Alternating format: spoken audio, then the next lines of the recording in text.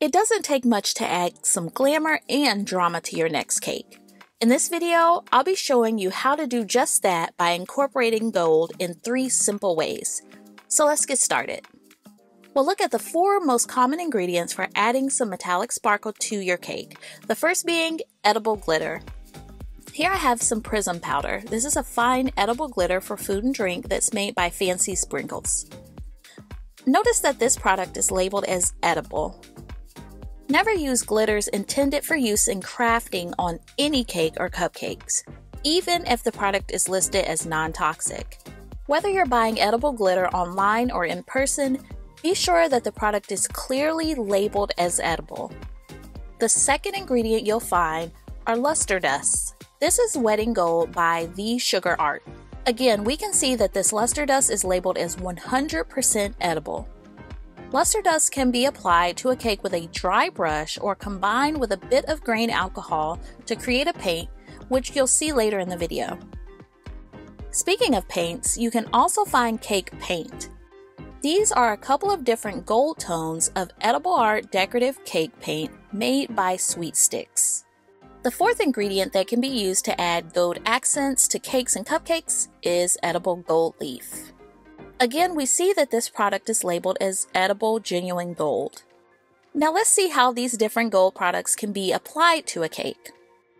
Edible glitter adds a subtle touch of elegance, and we'll use a dry, round, soft bristle brush to apply it. I've used about 98% of this container, but as you can see, the glitter is very fine. There are 2 very important things to know about edible glitter. Number 1, it can be quite messy. And number 2, a little bit of it really goes a long way. I used prism powder a few years ago to glitter some cherries for my colleague's birthday cake. To apply edible glitter, you'll want to touch a dry, soft brush gently onto the top of the glitter.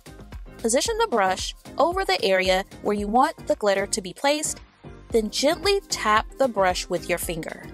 Doing this will give you better control over where the glitter lands. Notice that I'm not flinging the glitter from my brush, but gently tapping the glitter onto my buttercream swirls.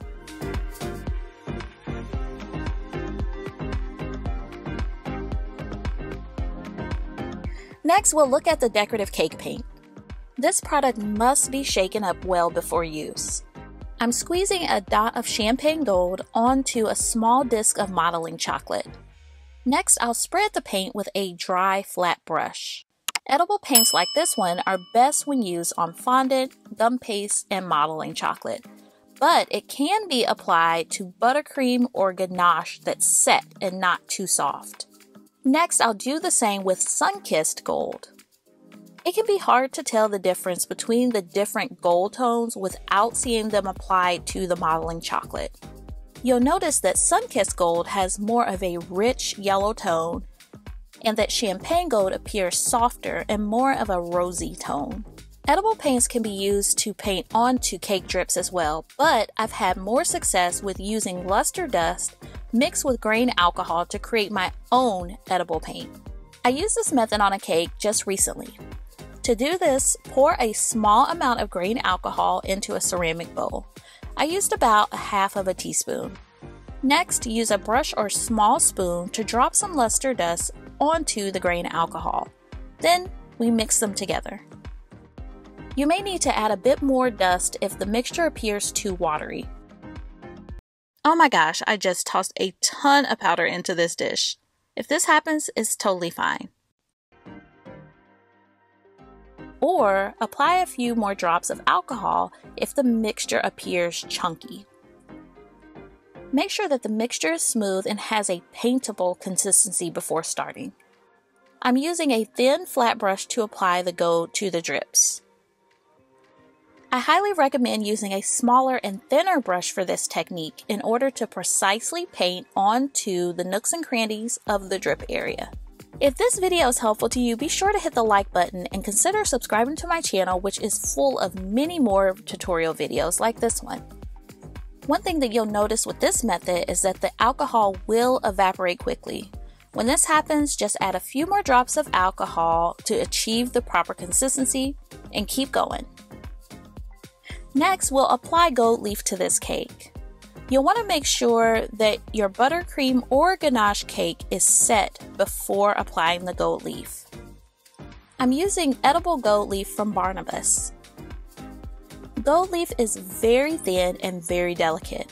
It typically comes packaged in individual sheets placed in a folded paper sleeve like this. The easiest way to apply gold leaf is to lift the paper sleeve to place the leaf directly onto the cake.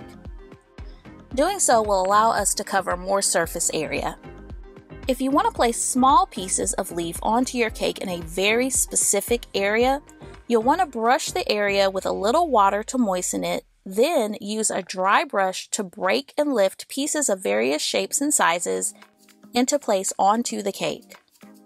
You can use a clean, dry finger to pat the leaf down slightly if it lifts.